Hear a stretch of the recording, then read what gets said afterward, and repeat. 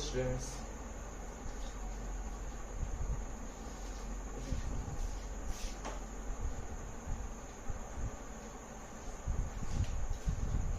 Class ninth का chapter number 7 है हमारा ट्रायंगल।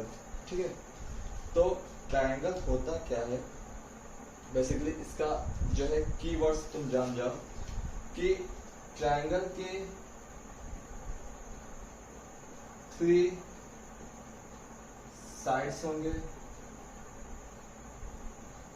ट्रायंगल के 3 वर्टेक्स होंगे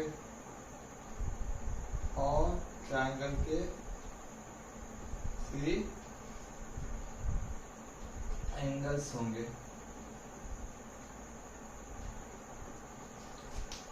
एक स्ट्रक्चर हम देख लेते हैं, फिगर। ये हमारा ट्रायंगल है, ठीक है। तो ट्रायंगल हमारा बिल्कुल ऐसे ही होगा, ए बी सी, जहाँ पे ए बी सी एक वर्टेक्स है। ये वर्टेक्स हमारा ये जो पॉइंट होता है इसे हम वर्टेक्स बोलते हैं। ए बी सी वर्टेक्स है। ये जो हमने ये फाइंड किया है ये हमारा एंगल होता है, angle A, angle B and angle C. और ये जो होता है ये साइड होता है। ए बी एक साइड हो गया, बी सी एक साइड हो गया और ए सी एक साइड हो गया। ये एक बेसिक नॉलेज है, बेसिक बातें हैं ट्रायंगल के बारे में कि जिसमें 3 साइड्स होंगे, 3 एंगल्स होंगे और 3 वर्टेक्स होंगे। ठीक है, इस चैप्टर में हमें पढ़ना क्या है, कॉन्ग्रुएंस ऑफ ट्रायंगल। ठीक है, तो सबसे पहले हमें ये जानना है कि ये कॉन्ग्रुएंस होता क्या है। ठीक है, कॉन्ग्रुएंस क्या है, बेसिकली एक फोटोकॉपी है किसी भी चीज का। जैसे सपोज डेट कि तुम्हारे पास चूड़ी है, ठीक है। बैंगल सबको मालूम है कि बैंगल होता है, घर में अक्सर औरतें जो है चूड़ी पहनती है। तो चूड़ी जो होती है बिल्कुल सेम साइज के होते हैं, ठीक है। एक चूड़ी जिस साइज की होती है दूसरी चूड़ी भी वैसी साइज की होगी, तभी वो हाथ में अच्छे से आएंगे। तो ये दोनों एक दूसरे के क्या हो गए, कॉन्ग्रुएंस हो गए। ठीक है, एक एग्जांपल और लेते हैं कि एटीएम कार्ड। ठीक है, एक एटीएम कार्ड हम लेते हैं UBI, union bank of India का। दूसरा एटीएम कार्ड लेते हैं हम बैंक ऑफ बड़ौदा का। ठीक है, अगर हम दोनों एटीएम कार्ड को देखेंगे तो दोनों के कार्ड के जो साइज होते हैं वो बिल्कुल सेम होते हैं, उसके लेंथ और ब्रेथ सेम मिलेंगे। जो यूबीआई के एटीएम कार्ड है और जो बैंक ऑफ बड़ौदा के एटीएम कार्ड है वो दोनों बिल्कुल सेम मिलेंगे, कहीं से कोई भी डिफरेंस नहीं मिलेगा। ना उसके एंगल में डिफरेंस मिलेंगे, ना उसके साइड में डिफरेंस मिलेंगे। ठीक है, किसी भी पॉइंट ऑफ व्यू से तुम देखोगे वो बिल्कुल सेम ही नजर आएगा। तो ऐसे चीज, ऐसे ऑब्जेक्ट्स जो आपस में बिल्कुल सेम कॉपी, फोटोकॉपी दिखते हैं, बिल्कुल हूबहू, उसे हम एक दूसरे का कॉन्ग्रुएंस कहेंगे। ठीक है, कॉन्ग्रुएंस अब यहाँ पे हमें जानना। अब एक और इसको हम अच्छे से समझ लेते हैं कि जैसे अगर एटीएम कार्ड है या कोई एक फिगर है, ठीक है। सपोज दैट कि वो फिगर जो है तुम्हारा एक स्क्वायर है, ठीक है।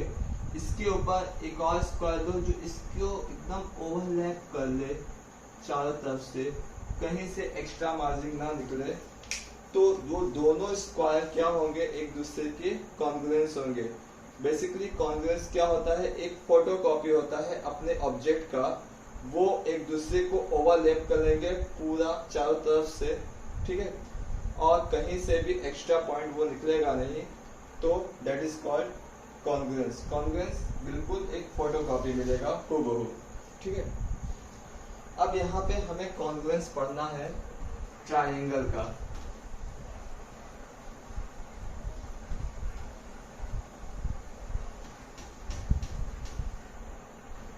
ट्रायंगल का कॉन्ग्रुएंस पढ़ना है, तो अब ट्रायंगल में कॉन्ग्रुएंस क्या कैसे मिलेगा।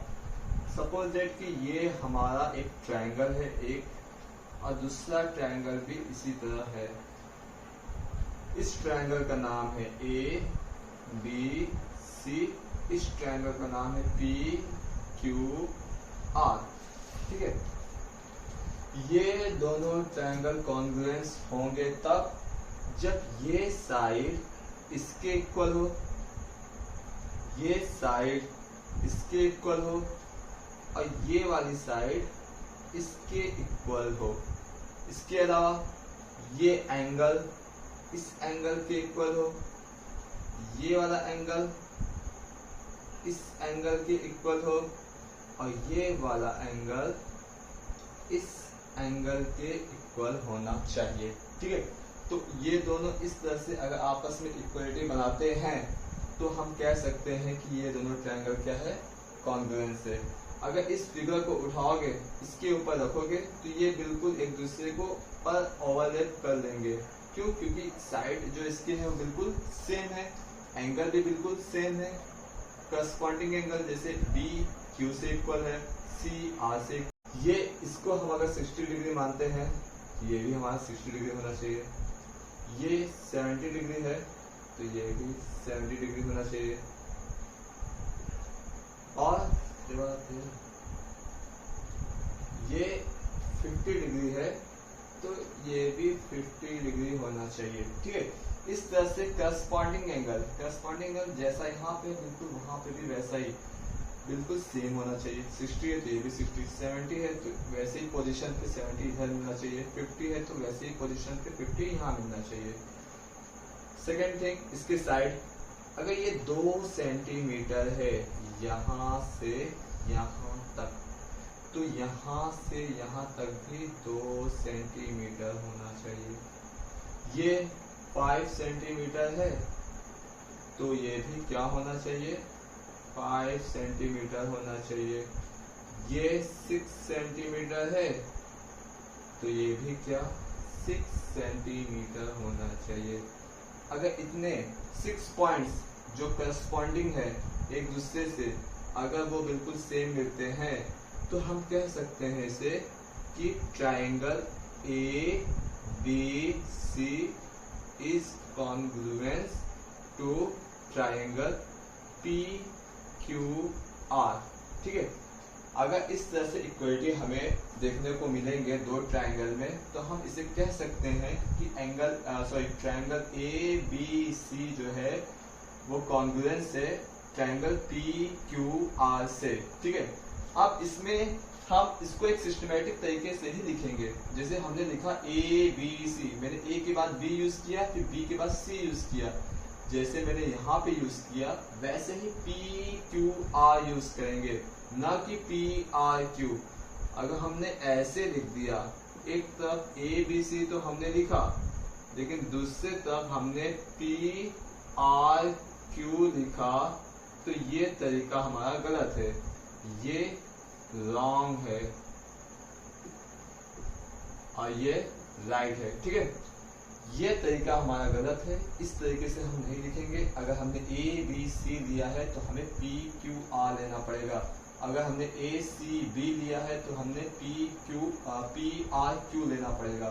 ठीक है, तो यहाँ पे हमने ए बी सी लिया है तो हम पी क्यू आर लेंगे, ना कि पी आर क्यू। तो ये पी आर क्यू जो हमने लिया था ये वाला स्टेटमेंट गलत है और ये वाला स्टेटमेंट हमारा सही है। तो इस तरह से हम किसी भी दो ट्रायंगल को कॉन्ग्रुएंस प्रूव करेंगे। और ट्रायंगल को कॉन्ग्रुएंस होने के लिए 6 पॉइंट्स की जरूरत होगी, 6 पॉइंट की जरूरत होगी। पहले 3 पॉइंट्स जो वो साइड होंगे, ठीक है, 3 पॉइंट्स जो होंगे वो 3 साइड्स होंगे। ठीक है, और बाकी के जो 3 पॉइंट्स है वो 3 एंगल्स होंगे। इस 6 पॉइंट्स की हमें नीड होती है दो ट्रायंगल को कॉन्ग्रुएंस प्रूव करने के लिए। यहाँ पे हमें 3 साइड और 3 एंगल्स में से कोई भी 3 यानी 6 पॉइंट में से कोई भी हमें 3 पॉइंट्स, ठीक है, सिर्फ ओनली 3 पॉइंट्स, ओनली 3 पॉइंट्स हमें सिर्फ चाहिए इसको प्रूफ करने के लिए अगर हमने 3 पॉइंट इसमें से प्रूफ कर लिया कि ये तीनों एक दूसरे के इक्वल है, 3 पॉइंट्स एक दूसरे के इक्वल है, तो हम बाकी के भी 3 पॉइंट्स डायरेक्टली इक्वल लिख लेंगे और इक्वल लिखने के साथ साथ हम ये भी कह देंगे कि ये दोनों ट्रायंगल क्या है, कॉन्ग्रुएंस है। ठीक है, हमें सिर्फ 3 पॉइंट्स ही चाहिए, हमारे पास 6 पॉइंट्स है प्रूफ करने के लिए, बस इसमें से सिर्फ 3 पॉइंट्स हम प्रूफ कर लेंगे तो हमें बाकी के 3 पॉइंट्स ऑटोमेटिकली उसको हम कह सकते हैं कि हाँ ये भी क्या होंगे, इक्वल होंगे। ठीक है, तो अब इसमें एक कुछ प्रॉपर्टीज है उसे भी हम देख लेते हैं। ठीक, मीन्स साइड एंगल साइड। ठीक है, यानी दो ट्रायंगल के बीच में सिर्फ ये 3 पॉइंट साइड एंगल साइड हमें मिल जाए तो हम कह सकते हैं कि ये एक दोनों ट्रायंगल कॉन्ग्रुएंस है। ठीक है, तो जैसे अगर हमारे पास 2 ट्रायंगल है इस तरह से, ठीक है, ए बी सी और पी क्यू आर। ठीक है, ए बी सी और पी क्यू आर 2 ट्रायंगल है, तो इसमें से हमें सिर्फ क्या करना देखना है, साइड एंगल साइड ये देखना है, यानी एक साइड ये मिलेगा इसके इक्वल, एक एंगल ये मिलेगा इसके इक्वल और एक साइड ये मिलेगा इसके इक्वल।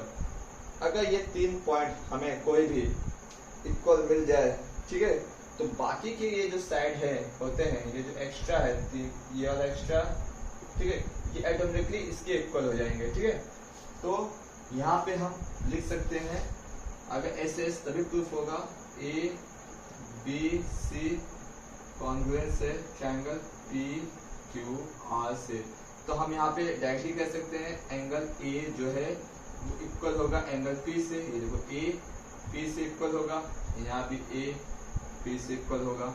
ठीक है, एंगल बी जो है एंगल क्यू से इक्वल होगा, एंगल बी जो है एंगल क्यू से इक्वल होगा, ये बी इस क्यू से, और एंगल आर जो है एंगल सी जो है वो एंगल आर से इक्वल होगा। ठीक है, इसके अलावा साइड भी देखेंगे हम। ठीक है, साइड अब ए बी जो है वो पी क्यू से इक्वल होगा, ये वाला ए बी जो है वो इस पी क्यू से इक्वल होगा, मतलब ये ए बी जो है वो इस पी क्यू से इक्वल होगा। उसके बाद बी सी जो है वो क्यू आर से इक्वल होगा, मतलब ये बी सी जो है इस क्यू आर से इक्वल होगा, और सी ए जो होगा वो आर पी से होगा। देखो हमने यहाँ पे क्या लिया है, C और A लिया है, तो उसी तरह हम यहाँ पे भी R और P लेंगे इस तरह से, यानी ये CA और ये RP, ये भी क्या होंगे, इक्वल होंगे, ये 6 इक्वल होंगे। यहाँ पे हमारे पास जो गिवन था वो AB ये गिवन था, एक ये गिवन था, और BC ये गिवन था, और एक एंगल B ये गिवन था। 3 पॉइंट हमारे पास गिवन में था। ठीक है, बाकी के जो पॉइंट है वो ऑटोमेटिकली इक्वल हो जाते हैं एक दूसरे के by the process of CPCT।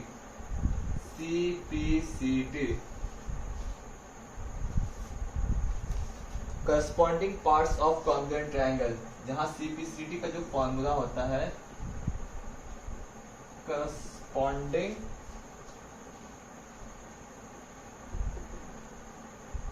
Parts of congruence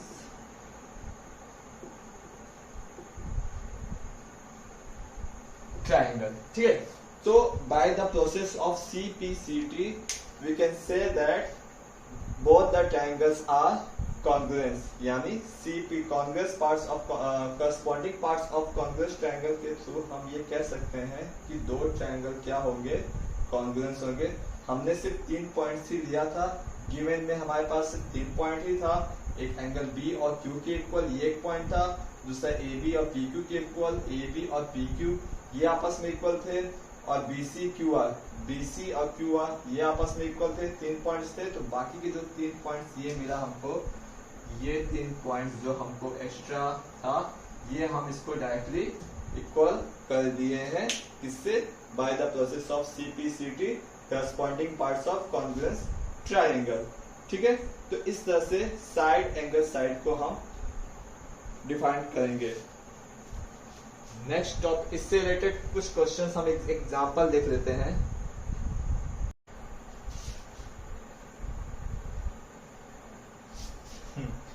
तो एनसीईआरटी बुक में एग्जांपल 1 है पहला, in figure 7.8 OA equal OB। ठीक है, यहाँ हमारा OA इक्वल OB ये दिया हुआ है, एंड OD इक्वल OC और OD इक्वल OC ये दिया हुआ है। शो डेट, हमें शो करना है AOD जो है ट्रायंगल BOC, ये दोनों कॉन्ग्रुएंस है, यानी ये दोनों ट्रायंगल क्या है? कॉन्ग्रुएंस है। और ये भी प्रूफ करना है AD पैरेलल टू BC, जो AD है वो BC के पैरेलल है। ठीक है, तो इस फिगर में अगर सबसे शॉर्ट ट्रिक, सबसे आसान तरीका इसको समझने का ये है कि हम इस दो फिगर को डिवाइड कर लें। ठीक है, क्योंकि हमने जो कॉन्ग्रुएंस को समझा है वो अलग अलग शेप में, अलग अलग जो है ट्रायंगल को लेके समझा है। तो यहाँ पे ये दोनों ट्रायंगल मर्ज है, तो हम इसको अलग करते हैं। अब अलग करते हैं कैसे? ठीक है, जैसे तुम्हारे पास बुक है, ठीक है, तो सबसे पहले तो ये ट्रायंगल का शेप तुम अलग बनाओ। ये ट्रायंगल का शेप जो है तुम इसको अलग बना दो। ये तुमको मिल गया OAD। ठीक है, OAD मिल गया। और दूसरा भी ट्रायंगल जब तुम बनाओगे तो उसको तुम देखो, तुम्हारे पास बुक है, देखो ये तुम्हारे पास जो है ये एक तरह से फिगर बना हुआ है। ठीक है, अगर जैसे तुमने फिगर यहाँ लिया AOD, तो यही AOD हमने यहाँ पे दिया है। दूसरा फिगर तुम्हें ये वाला ट्रायंगल अगर देखना है तो इसको वापस से ऐसे घुमा दो, तो जैसे ही घुमाओगे तो तुम्हें वापस से यही फिगर मिलेगा जो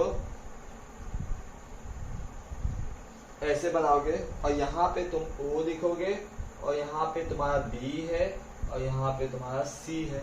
ठीक है, तो इस तरह से पलटने के बाद जो मिलेगा वो वैसे ही यहाँ पे तुम इसको बना दोगे।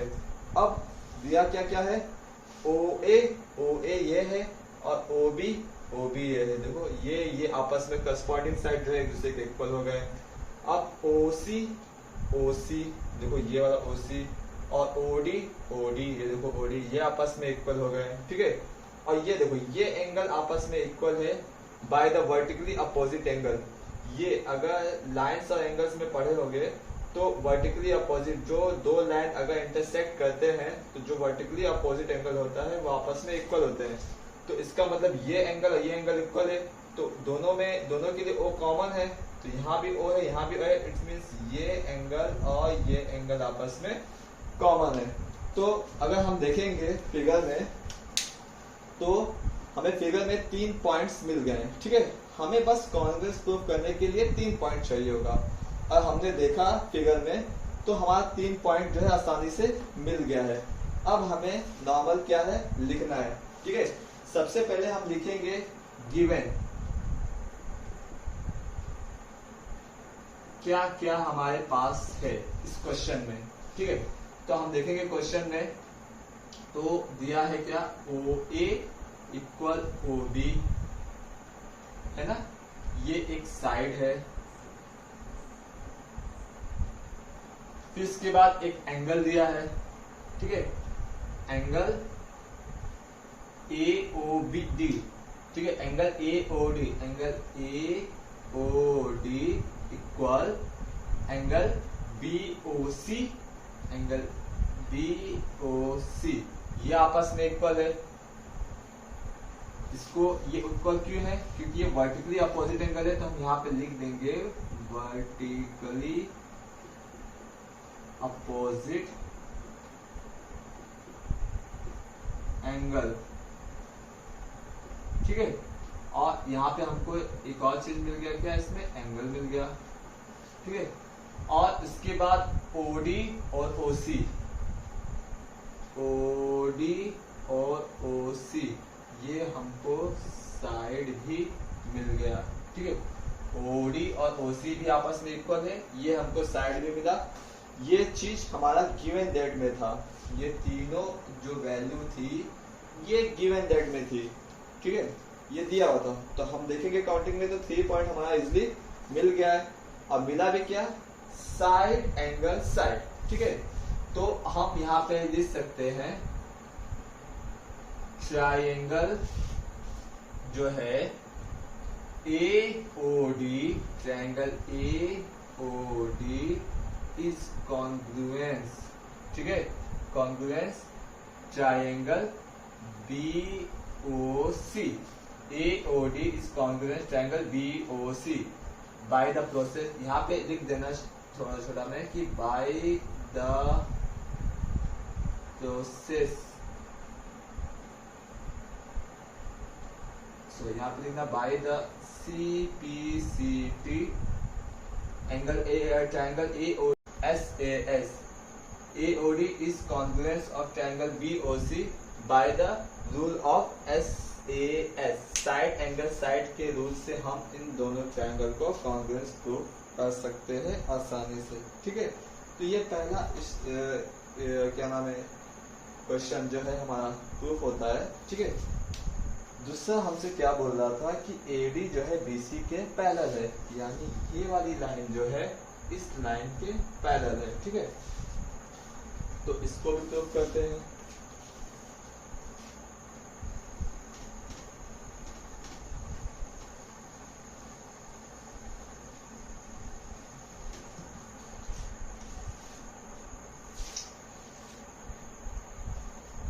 अब क्योंकि हमने अभी इसको प्रूव किया है कि ये दो ट्रायंगल क्या है आपस में कॉन्ग्रुएंस है, तो हम ये कह सकते हैं, यहाँ पे ये चीजें जो है दिया हुआ है कि ये वाला एंगल इसके इक्वल है, ठीक है।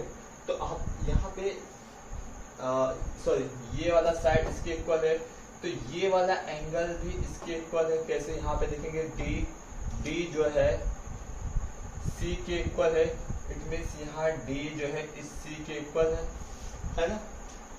तो अब यहाँ D जो है C के इक्वल है, तो हम लिखेंगे सेकंड मेथड सॉल्यूशन करेंगे,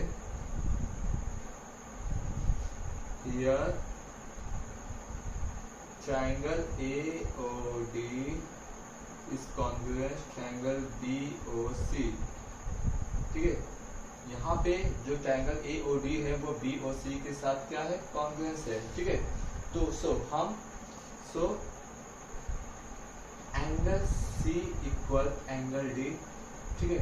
एंगल C जो है वो एंगल D के इक्वल है, और एंगल D जो है वो एंगल A के इक्वल है।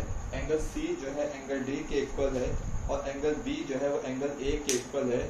अगर हमने लाइंस और एंगल्स को अच्छे से पढ़ा होगा तो दो पैरेलल लाइन के बीच में अगर कोई ट्रांसवर्सल लाइन ड्रॉ करते हैं हम, मान लो ये एक लाइन L है, ये एक M है, और इस पे ट्रांसवर्सल लाइन T जो है हमने इंटरसेक्ट किया दोनों लाइन को, तो जो अंदर की जो एंगल बनती है इंटीरियर, अल्टरनेट इंटीरियर एंगल्स, ये आपस में इक्वल होता है। अगर ये एंगल 1 है और ये एंगल 2 है, तो हम कह सकते हैं एंगल 1 इक्वल एंगल 2, ठीक है।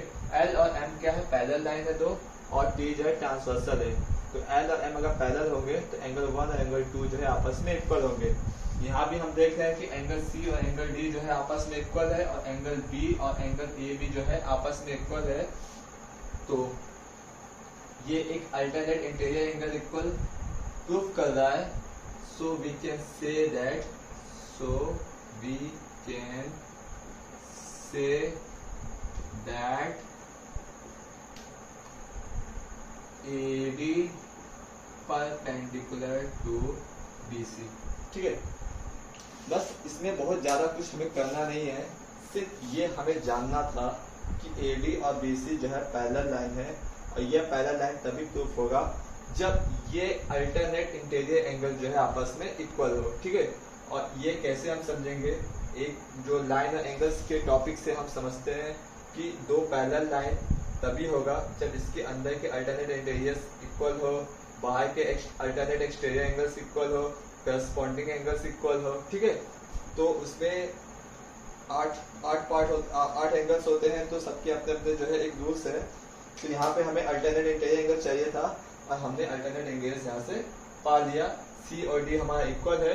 अगर सी डी इक्वल है तो हम कह सकते हैं ए डी और बी सी जो है पैरेलल लाइन होंगे।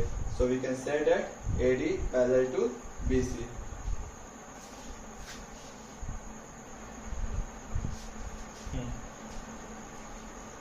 अगला एग्जांपल देखते हैं, ठीक है। क्वेश्चन है AB is a line segment and line L is its perpendicular bisector. If a point P lies on L, show that P is equidistant from A and B. ठीक है। तो हमें कहा गया है कि AB एक लाइन सेगमेंट है, ये A और B जो है एक लाइन सेगमेंट है, जहाँ पे लाइन L जो है परपेंडिकुलर बाइसेक्टर कर रहा है। L लाइन जो यहाँ पे है वो इसके परपेंडिकुलर बाइसेक्टर कर रहा है।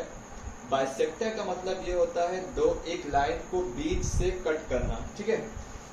If A point P lies on L, अगर पॉइंट P जो है इस L लाइन पे कहीं है, ठीक है, show that P is equidistance from A and B। तो हमें ये प्रूफ करना है कि P जो है equidistance from A and B। P जो है A से और P जो है B से एक ही दूरी पे है, ठीक है, सेम डिस्टेंस पे P है A और B से। तो सबसे पहले हमें ये लिखना है कि इसमें दिया क्या है।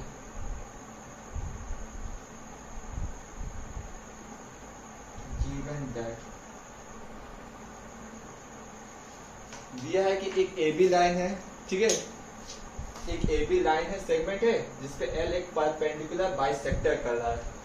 L जो है परपेंडिकुलर बाइसेक्टर कर रहा है। तो जब कोई भी लाइन किसी लाइन सेगमेंट को बाइसेक्टर करता है तो उसके पार्ट्स जो है इक्वली डिवाइड हो जाते हैं। तो जब यहाँ पे हम देखेंगे L लाइन जो है AB को बाइसेक्ट कर रहा है, तो हमें मिल जाता है क्या, given that here L is line L bisect the line segment AB. So AB को लाइन सेगमेंट जो है AB लाइन सेगमेंट को जो लाइन L है वो बाइसेक्ट कर रहा है AB पे on the point C। So C point पे इंटरसेक्ट कर रहा है। सो AC इक्वल CB, क्योंकि C क्या है, जहां C एक मिड पॉइंट है।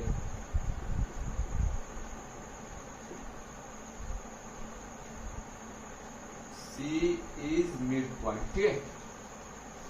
अगर कोई भी लाइन AB पे बाइसेक्ट कर रहा है, ठीक है, तो हम वहां पे C जो है एक मिड पॉइंट निकलेगा, ठीक है, और AC इक्वल CB हो जाएंगे, ठीक। यहाँ तक क्लियर है। तो एक चीज हमको मिल गया, AC और CB जो है आपस में इक्वल है, यानी ये वाला और ये वाला आपस में इक्वल हो गया, ठीक। अब यहाँ पे हम कंसीडर करेंगे कि यहाँ पे दो ट्रायंगल है ना। एक ट्रायंगल हमें मिलेगा APC और दूसरा ट्रायंगल मिलेगा BCB। तो जैसा हम जानते हैं कि हम इस दो ट्रायंगल को डिवाइड ही कर रहे हैं, ठीक है। तो पहला ट्रायंगल को हम इस तरह से बना सकते हैं, ऐसा, ये वाला है BCA। ये सॉल्यूशन के लिए मैं बना रहा हूँ ताकि अच्छे से समझ में आ जाए, ठीक है। और दूसरा ट्रायंगल जब हम बनाएंगे तो इसी ट्रायंगल को जब हम उठा के इसके ऊपर ओवरलैप करेंगे तो बिल्कुल मिल जाएगा, यानी हमें यही ट्रायंगल वापस से मिलेगा जब इसके ऊपर ओवरलैप कर देंगे तो, ठीक है। ये चीज जब यहाँ पे आ जाएगा तो ये वाला चीज बी बन जाएगा, यही बी को मैंने यहाँ पे कर दिया हूँ, ठीक है। और बाकी पी ऊपर टॉप पे ही है और सी जो है बॉटम पे है, ठीक है। और हमने अभी अभी क्या निकाला है, a c equal c b, c b, ठीक है। A c equal B C हम लिखेंगे, ना कि सी बी, ठीक है।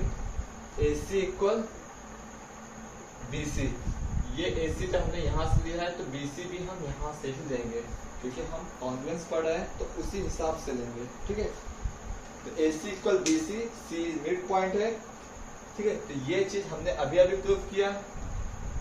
सेकेंड थिंग इसमें क्या है कि ये जो एल है परपेंडिकुलर है लाइन सेगमेंट ए बी पे, तो कोई भी लाइन अगर किसी दूसरे लाइन पे परपेंडिकुलर बनाता है तो वहां पे वो 90 डिग्री क्रिएट करता है, ठीक है।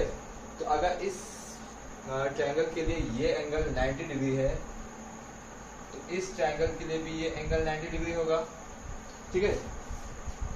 अब ये चीज क्यों 90 डिग्री होगा, क्योंकि ये परपेंडिकुलर है, तो हम यहाँ पे लिख सकते हैं angle c, sorry angle c नहीं लिखेंगे, यहाँ पे लिखेंगे angle p c a, p c a equal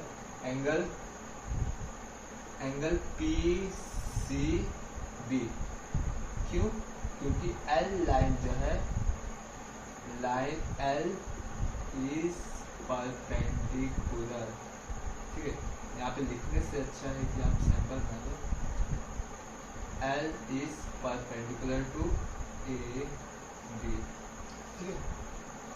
L line जो है, तो यहाँ पे हमको एक चीज ए सी इक्वल बी सी ये मिल गया। सेकेंड थिंग हमको एंगल भी अभी भी मिला 90 डिग्री, क्योंकि 90 डिग्री दोनों के लिए क्या था, कॉमन था, इसलिए क्योंकि ये परपेंडिकुलर बना है तो 90 डिग्री यहाँ भी क्रिएट हुआ है, 90 डिग्री यहाँ पे क्रिएट हुआ है, ठीक। और तीसरा हमको मिलता है क्या, P C equal P C, ये है कॉमन, ठीक है। कॉमन कैसे हो गया, ये अगर आप इस फिगर में देखेंगे तो ये जो PC है इस ट्रायंगल के लिए भी यही PC है और इस ट्रायंगल के लिए भी यही PC है।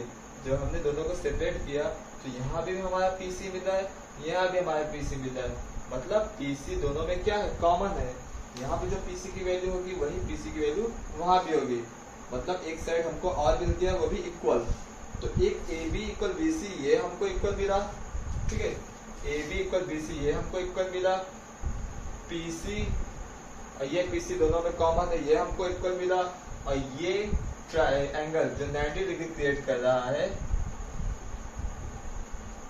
ये हमको इक्वल मिला, ठीक है। इसकी इक्वल हम 90 डिग्री लिख दें, ये हमको इक्वल मिला। तो इस तरह से हमें तीन चीज आसानी से मिल गए हैं, पहला जो है साइड, दूसरा जो है एंगल और तीसरा जो है साइड। यहाँ पे भी हमें फिर से मिला क्या, SAS, तो हम लिख सकते हैं बाय CPCT,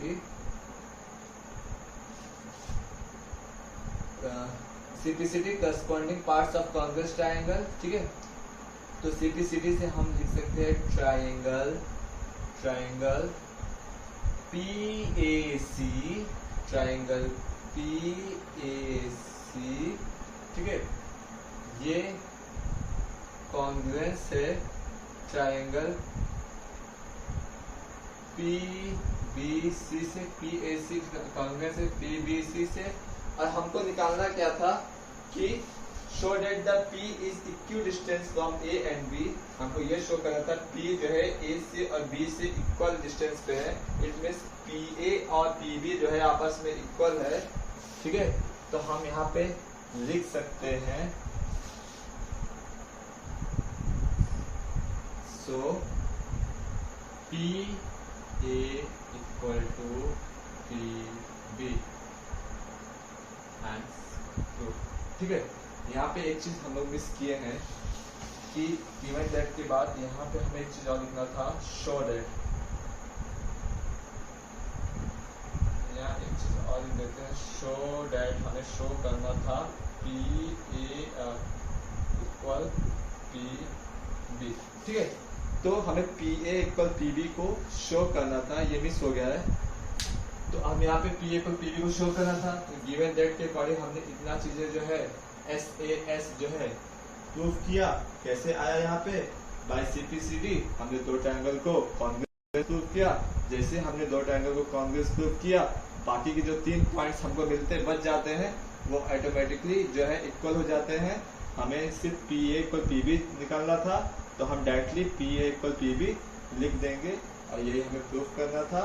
और इसी तरह से क्वेश्चन सॉल्व होंगे। बस यही हमें करना है कि दो ट्रायंगल को लेना है, ट्रायंगल में से 3 पॉइंट को हमें क्या नाम है इक्वल प्रूफ करना है। जैसे ही हमें 3 पॉइंट्स इक्वल मिल जाएंगे, बाकी के जो 3 पॉइंट्स है वो इजिली इक्वल हो जाएंगे और हम दोनों ट्रायंगल को कॉन्ग्रुएंस प्रूफ करेंगे।